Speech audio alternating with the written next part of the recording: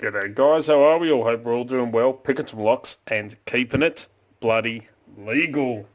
And I thought I'd bring you a brand new lock that I went and bought because it's absolutely beautiful. So we all know the Lockwood Asa Abloy, the 334B45. Beautiful little lock, contains the new Lockwood spool pins, or spool drivers, those very narrow ones. A nice, medium-sized lock. It's not too bad. And I bought its big brother, the 356S63. So as you can see, it's quite a lot bigger. And this was the biggest lock I had, well, Lockwood-wise, in my collection. This thing is massive. I mean, look at the size of it. Absolutely beautiful. 63mm double ball locking. Beautiful bloody padlock. And of course, yep, it is big. I'll move these down, you can have a look. And I thought, well, that's a beautiful padlock. It's nice and big. I wonder if I could find a shiny one that's as big as that. And I was in Bunnings. I had to go and pick up a brand new Seneco disc padlock because I don't know if you've already seen it already or not. I bought one of these. They're knocking them out for $11 at the moment, and put the key in and was working, and then all of a sudden it stopped working with the key. Didn't even get a chance to stick a pick in it. So yeah, I ended up cutting it and gutting it, showing you how these work on video, and I thought I'll go buy another one to put into my collection and actually attempt to pick this one, and hopefully it won't break like the last one did. But for $11 you can't complain. And when I was looking at them, something caught my eye and I couldn't help it. I had to buy it, and I've got the packaging sitting just here because I've taken the lock out. I'm talking about a brand new Lockwood. Well, it's not brand new, it's brand new to me. The Lockwood Asa Abloy 290S84. Now have a look at the size of this lock. She is an absolute bloody beast. It is massive. It weighs a freaking ton. And if I put it next to them, look, it's the size of those two put together. It is huge. Absolutely bloody massive. Just to show you, look at that. Pretty much almost the same size as two of them put together. She is an absolute bloody beast of a lock. So I couldn't help it. I had to buy it. So picked this one up for, and I've got the receipt just here. The padlock, steel case, Lockwood, mono alloy, 84mm, $77 it cost me. But for a beautiful lock like this, who wouldn't spend that much on it? I couldn't help it. It's the last one they had in stock. I had to get it. So it is the 84mm heavy duty hardened steel monoblock padlock, ideal for industrial applications. So on the back here we've got extreme weather resistance, double locking, rekeyable cylinder, impact resistant, saw resistant, cut resistant, drill resistant, and torque resistant. So features extra heavy duty solid steel monoblock body, tough, high corrosion resistant 14.5mm bednium shackle, which is this huge shackle that goes all the way right through here. You can kind of see it's, there's no way you'd be able to bloody torque that thing. It is massive. Key retaining function and deadlocking shackle mechanism. So their security rating only goes up to a 10, and this is a 10 out of 10 for security, and corrosion resistance rating is a number 4. So a 10, 7 to 10, high to maximum security for all applications, including commercial and industrial. So absolute beast. I bought this to add to my collection because she's just gorgeous. Look at her. And here is our key. So it's a 6-pinner, some pretty nice bitting. Hoping to get some nice bidding for for it, and Lockwood don't normally disappoint. Their bidding like this one here, the key is usually pretty bloody good. I mean, you know, it's just what you want to see in a lock. Even 334 B45, you know, low cuts going up to some high cuts at the back there. You know, Lockwood have pretty good bitting on their locks. But she's a 6-pinner, and there's no spring-loaded core at all. So you turn it, not quite 90, and the shackle slides out, so it locks in up here. It's not double locking, so I don't know why they would say it is, because there's nothing in there that would lock into it, and you need an Allen key to gut it. So I don't think it is double locking. I think it's only single locking. But you know, she is key retaining. Once that has been pulled out, you can't turn the key back at all. So I mean, she is a solid bloody beast. And of course, being one of the new ones, this will contain the new spool pins with those very narrow centers to them, so very, very narrow lips.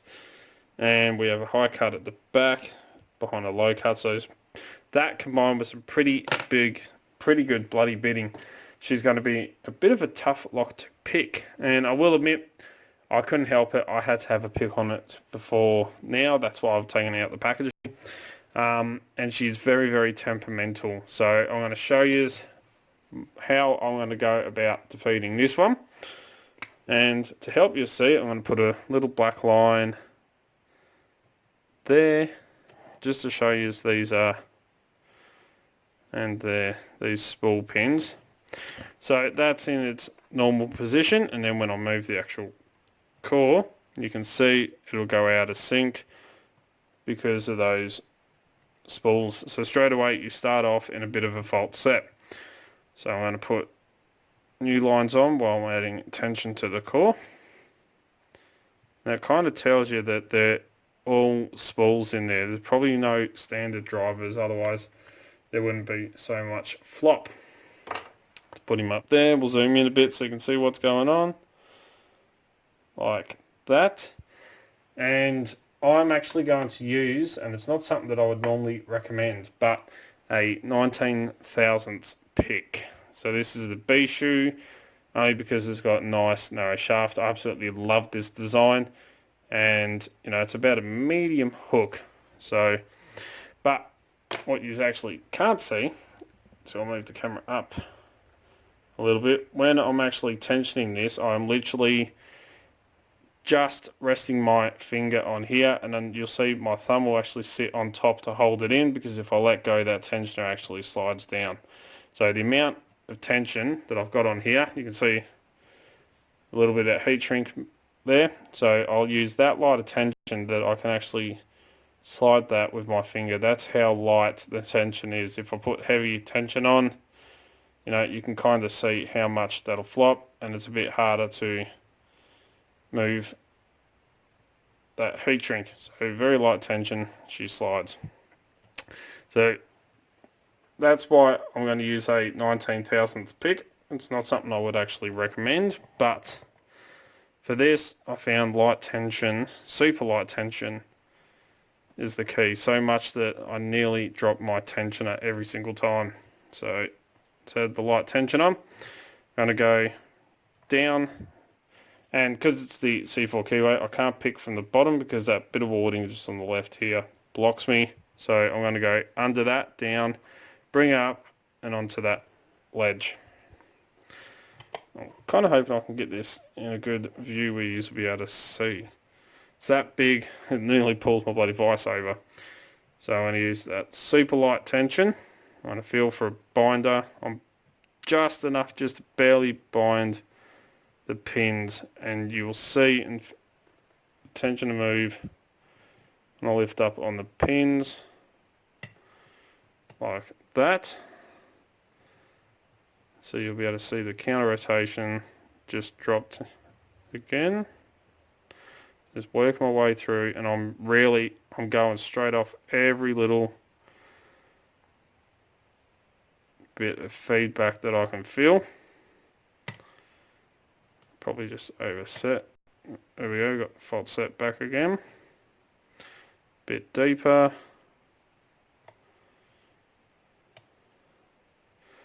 And I'm being very careful to make sure I am on the right pin. Because if you've got a low cut, you may be feeling feedback from that one and not the one you're actually trying to get your pick on. So very, very light tension. Get that up and around there. Feeling for pin 6.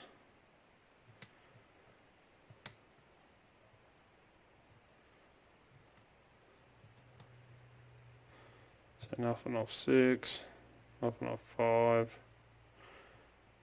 4, 3. You can see that little bit of movement, not much. I'm making sure I'm right on that pin.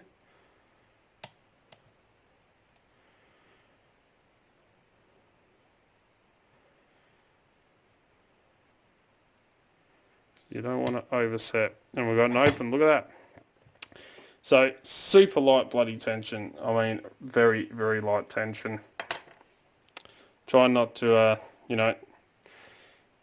over tension, especially when using a 19 thousandths pick. But I was feeling it for every little bit of feedback, making sure I'm on the correct pin, and then very gently lift up on it. So we do have an open. Look at that, nice, quick, easy little pick. If you use the right amount of tension and the right... Oh, I need that open actually to be able to gut this. And let's see if I've got a 3mm, I believe it's a 3mm. I'm missing the 4. I know where it is, it's on the motorbike. It's in where I'm taking my shadow apart.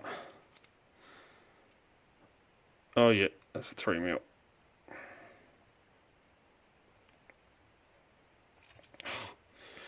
It's pretty tight.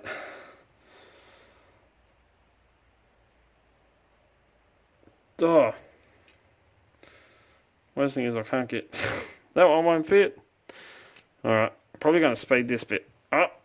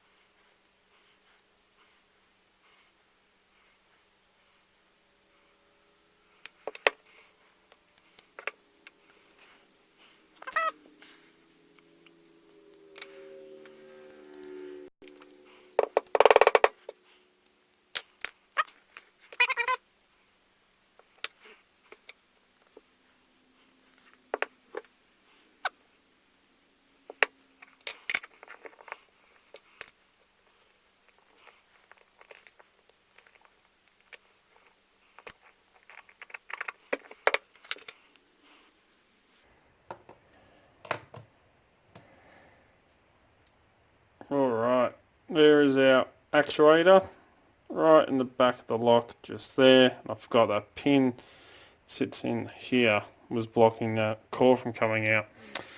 So that explains a bloody lot, doesn't it? Let's go to the pinning tray in here. And we've got Phillips, so I'm going to lock that back up.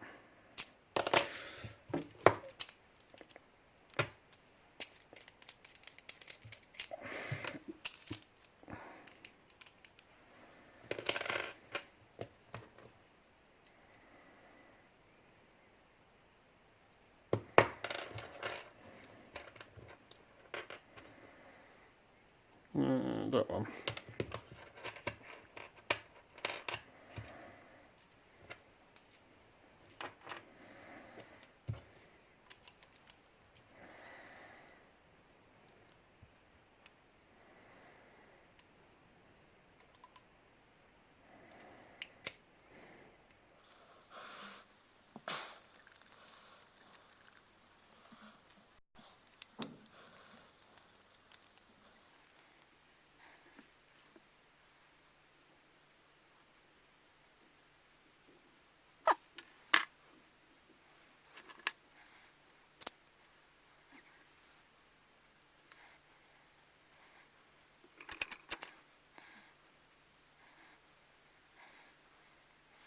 Alright, so there are all 6 pins, and we have 2 anti-drill features as well. 2 anti-drill pins right in the front there.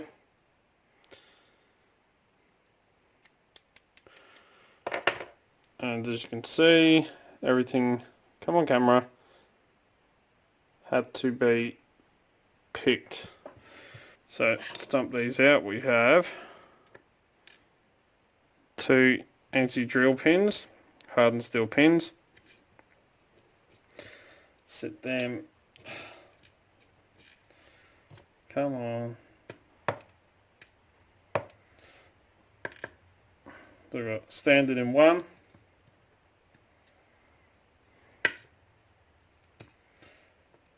2. These actually have that, come on camera,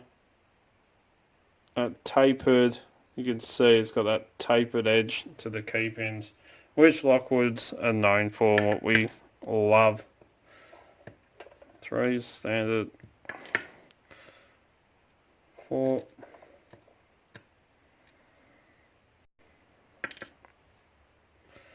5, and 6.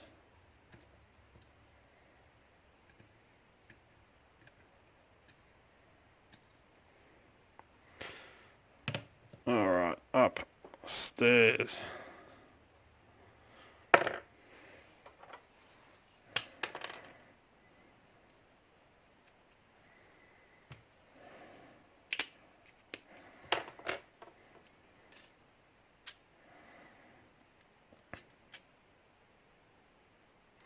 Yep. Those famous, very narrow-lipped spool pins. So spool in 1, 2,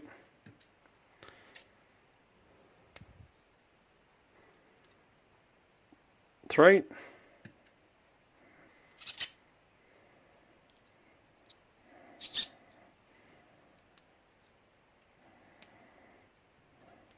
6,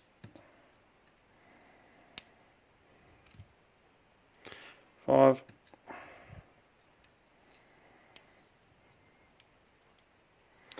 and 4. And I'm not going to take all those springs out because they're all exactly the same, but there's no modifications upstairs at all. So there we go. All standard, or the tapered key pins I should say. And then all of our drivers are those very narrow lipped Lockwood spools that we've come to either love or hate. But there we go. The Lockwood Asa Abloy 209S 84. Bloody beautiful lock. Really is. Absolutely gorgeous. And now I get the joys of putting this all back together. So, as always follow the codes, keep Locksport legal, you know. Don't go do anything stupid. Don't forget, down the bottom here is that subscribe button, which is on this side. And then right over this side is that funny bell-shaped icon. And the way YouTube runs everything now, you have to hit both of them. That way you can stay up to date. As soon as I upload a video, you'll be one of the first to know. You know, I try to upload 2 to 3 to 4 videos per week, depending on work and everything else that I've got going on. Don't forget to come join us on Discord, Extraordinary League of Pickers. The link's in the description, so click on that link and come and join us. You will not be disappointed. Don't forget, you can also find Dark Arts Lockpicking on Instagram, Facebook and Twitter, where I put up post photos of what's going on in the background, all the fun stuff that happens around here pretty much. If you're looking for great equipment at very affordable and competitive prices, don't forget to check out locksmithtoolbox.com. They're an awesome Australian company, and as you know, that's where I get most of my lockpicking equipment from. If you want to get in contact with me, contact me through any of the social medias, Discord, or send us an email at darkartslockpicking@gmail.com, and I'll get back to you. If you like what you see, please give a thumbs up. I really do appreciate it. Don't forget that, what was it? Oh yeah, keep it bloody legal. And until next time, cheers guys. Have a good one. Pick some locks. Stick a pick in it. Honestly, why not? Look at that. I'm going to stick a pick in that again. She deserves it. Have a good one, guys.